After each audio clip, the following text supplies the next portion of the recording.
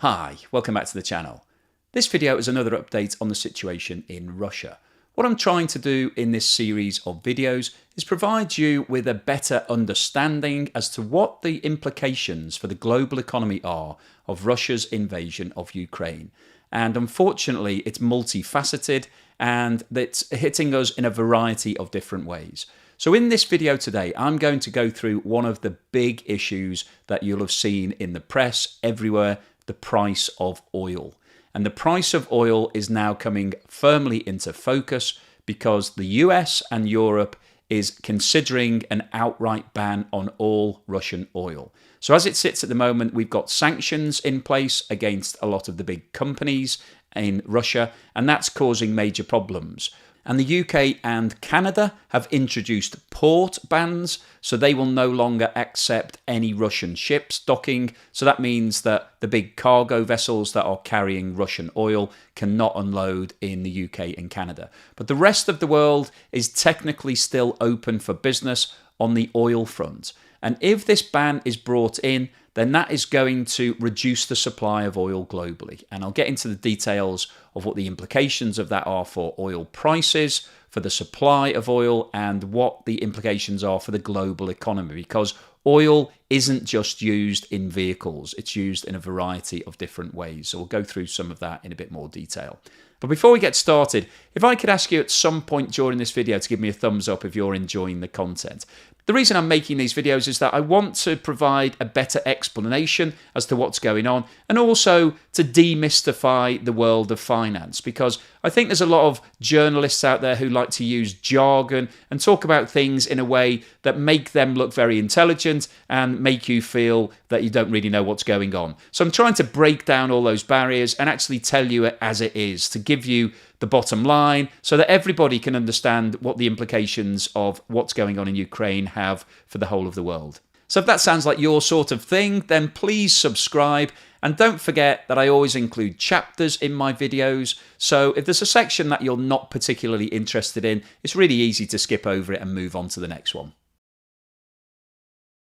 So the price of oil is obviously big news. You'll have seen it in other forms of media. Everybody's talking about what's happening with the price of oil. So I want to go through that in some detail. But before we get into that, I wanted to break down what we're talking about when we refer to oil. Because journalists glibly always say the price of a barrel of oil is this or it's that. And I don't think everybody really appreciates what we're talking about when we refer to oil. So I wanted to demystify all of the classifications, because you've probably heard of Brent crude and West Texas Intermediate and crude oil and sweet oil and light oil and heavy oil. So I wanted to just go through some of that terminology quickly before we get into the discussion on the prices.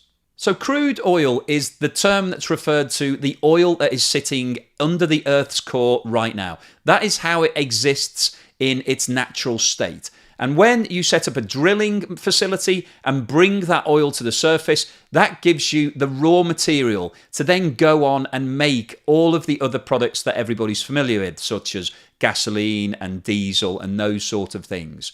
But it doesn't come out of the ground ready to go straight into your car. And the constituent parts of the oil that comes out of the ground have a bearing on how much it will cost to produce the finished product. So there's three main factors that feed into the attractiveness of oil. The first is the level of sulfur within that oil. So if oil has a low sulfur content, that means that it's much easier to refine that oil and make it into gasoline or diesel. So it's referred to as sweet. If it has a heavy sulfur content, then it makes it more difficult, more expensive, and that's then referred to as sour. So you've got sweet and sour crude oil. The next factor in terms of the attractiveness of oil is its density. So if an oil is very dense and thick, then it means that it's more difficult to refine it, and that's referred to as heavy oil. Light oil is far less dense and much easier to refine. So the most attractive type of oil is the lighter oil. And the final factor with regards to oil is its location. And the reason that location is important is that it links directly to the transport costs. So the best possible scenario for oil is for it to be found in the sea, because that means that you can take cargo vessels directly to the oil rigs and load them up straight from source. If you have oil fields that are on land, then you have to get that oil to the coast to then be able to transport it all around the world. So generally speaking, you would need to set up an infrastructure of pipelines that will take the crude oil to the port and either load it directly onto ships where it can be transported to refineries, or more likely you could set up a refinery yourself at the port, and then you can refine the crude oil into gasoline or diesel or whatever you want to make it into, and then you can transport that higher value good all around the world to your customers. So looking at those three factors, the most attractive type of oil is sweet, light, and found under the sea. Now, when you hear a journalist talking about the price of oil, they will often refer to where that oil is from. And the three main types that you hear are Brent crude, West Texas Intermediate, and Dubai Oman. And those three come from different markets. So Brent crude comes from the North Sea in Europe. The North Sea sits between the United Kingdom and Scandinavia. And a lot of different countries have rights for the drilling of that sea. And Brent crude relates to around about 2/3 of all oil contracts globally because it's very attractive. It is sweet, it is light, and it's found under the sea. So it ticks all three of the boxes that we just talked about. West Texas Intermediate relates to the oil fields in the USA. So these are under the land, and we have pipelines that are taking that oil to the coast. And the attraction of West Texas Intermediate is it's very sweet and light. So it's perfect for producing gasoline and diesel. And West Texas Intermediate is the reference point predominantly for all oil that is traded in America. Dubai Oman oil is heavier and has a higher sulfur content, so it's referred to as sour, but it relates to most of the oil that is traded in the Asian markets. The price of Brent crude has today spiked up to $139 per barrel. Now that is a price that we haven't seen globally since 2008. And back in 2008, we had the global financial crisis. So that was when the whole world went into recession, which was driven predominantly by a lot of financial engineering and over-leveraging of businesses, which led to a major global crash. So alarm bells have started ringing right now because oil prices are back to the point when we had a major recession. So that tells us that something alarming is happening right now, and there are warning signs flashing all around the world that we could be seeing another recession around the corner. So why are oil prices so high, and why is everybody so concerned? Well, oil prices have risen since the start of 2022 generally. So we've seen a 60% increase in the price of oil. Now that has gone up quite dramatically since Russia invaded Ukraine. But the big turning point right now is that the USA and Europe have both come out and stated that they are now considering banning the purchase of all Russian oil. So as it sits today, you can still buy Russian oil. You may have issues with regards to your philosophy behind that, but it's still technically possible to do a deal to buy Russian oil if you need to. But if there is an outright ban, then that means the only place that Russia will be able to sell its oil is to countries that are not taking part in those sanctions. So they'll still be able to trade with China and possibly some of the rest of Asia, but a lot of the world market will be closed to Russian oil. And the problem with that is that Russia supplies around about 7% of the global supply of oil. Russia produces 7 million barrels of oil per day. So you may be sitting there thinking, well, who cares? We'll just buy it from somebody else. We can buy it from Dubai or Oman or Brent crude. We don't need Russian oil. We can just source it from one of these other countries that produces oil. But the problem is that the supply of oil is limited. So all of the countries that are oil rich, they want to keep the price of oil high.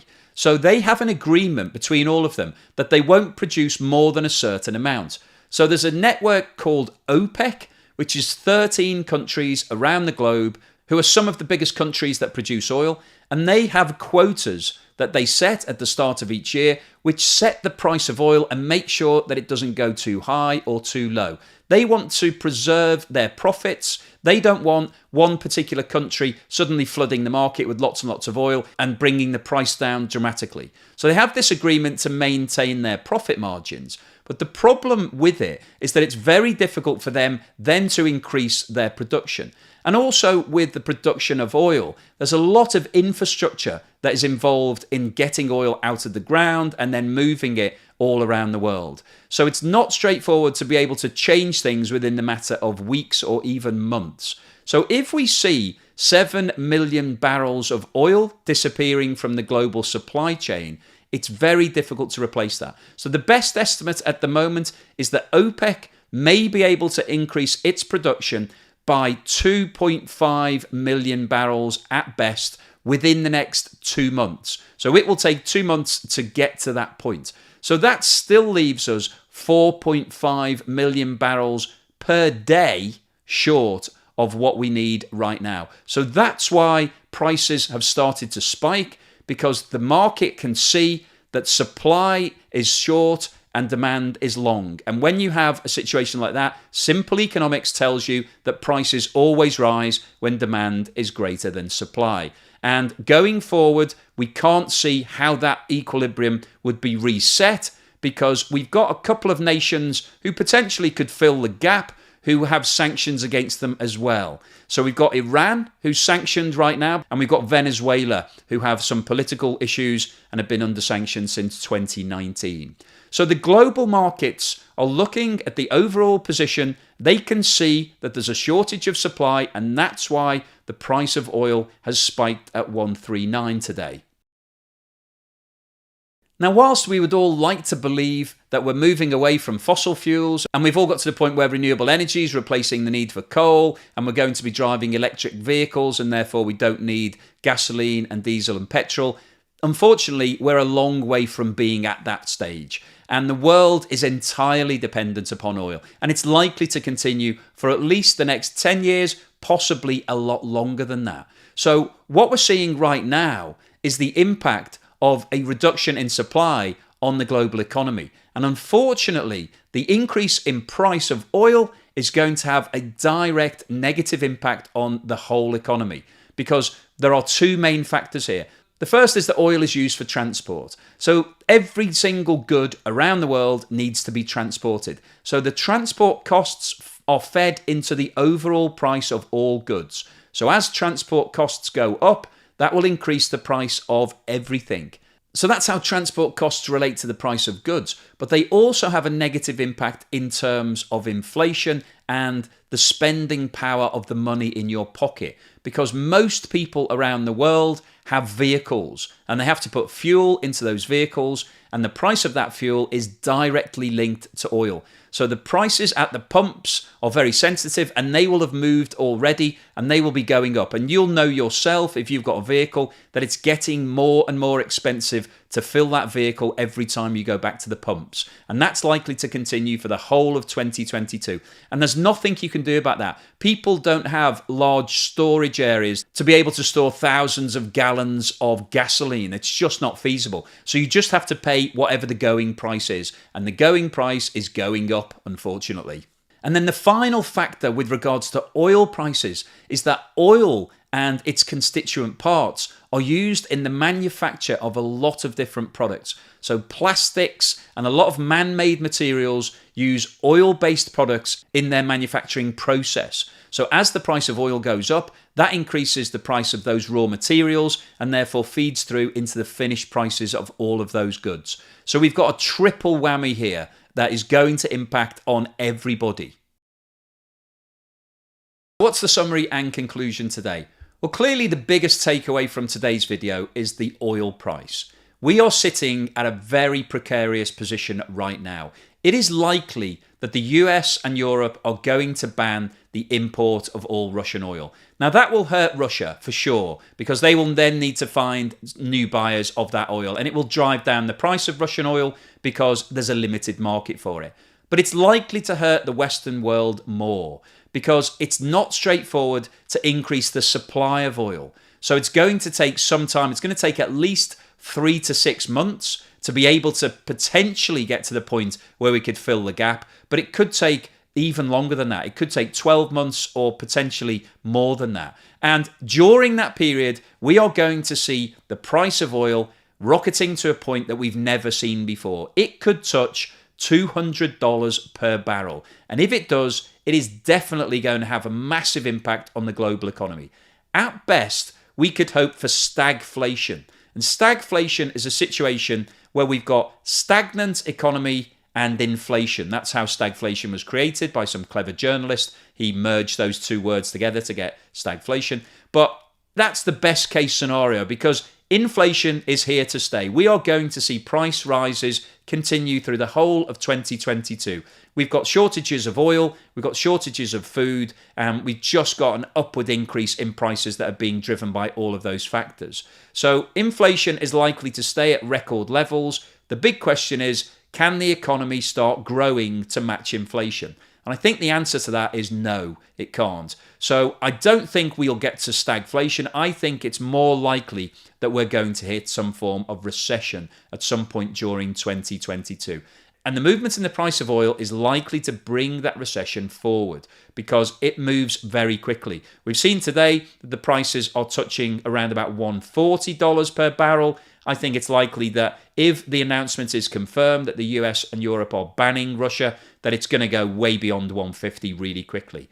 And those price increases will hurt everybody because everybody needs transport. So the cost of transport is going to go up. So that's going to hurt all household incomes because if you've got a vehicle that you use on a regular basis, it will cost you more to fill up that vehicle. But it's also going to lead to an increase in prices because all goods need to be transported. Transportation costs will go up directly as a result of the increase in oil prices. But also we're going to see manufacturing industry increasing their prices because the cost of their raw materials, which come from the petrochemicals industry, will also be going up. So the triple whammy will hurt all of us. It's indiscriminate. This isn't a tax for the rich. This is a tax for the poor. Everybody will be hit equally by this. So it will damage the economy, it will damage growth, and it's very likely to lead to recession. But the bigger issue on the manufacturing side is that we could potentially see some shortages. So we could see companies not being able to produce their finished products because they're missing a vital part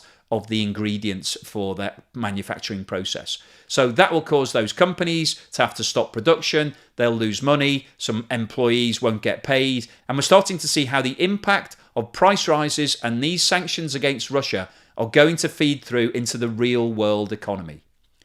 So I'm sorry that I haven't had any good news to share with you today. This is all bad news, but unfortunately the conflict in Ukraine right now, it's only causing bad news. There are no upsides from what's going on over in Ukraine. It's all going to be negative. And the speed of the impact is starting to build up. So the oil prices will hit everybody really quickly. The prices at the pumps change almost instantly. So you'll probably find that it's 10 or 20% more expensive to fill up your vehicle next time you go to the pumps. And that is going to impact on everybody. So you'll have less money to spend, you'll go out less, you'll do fewer things that you don't have to do.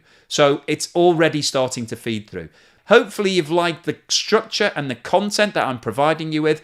What I'm trying to do here is keep everybody up to speed as to what the possible impact of this crisis in Ukraine will have on your everyday life. And if that's the sort of thing that you like, then please give me a thumbs up for the content of this video. And don't forget to subscribe if you're interested in watching more of these type of videos going forward.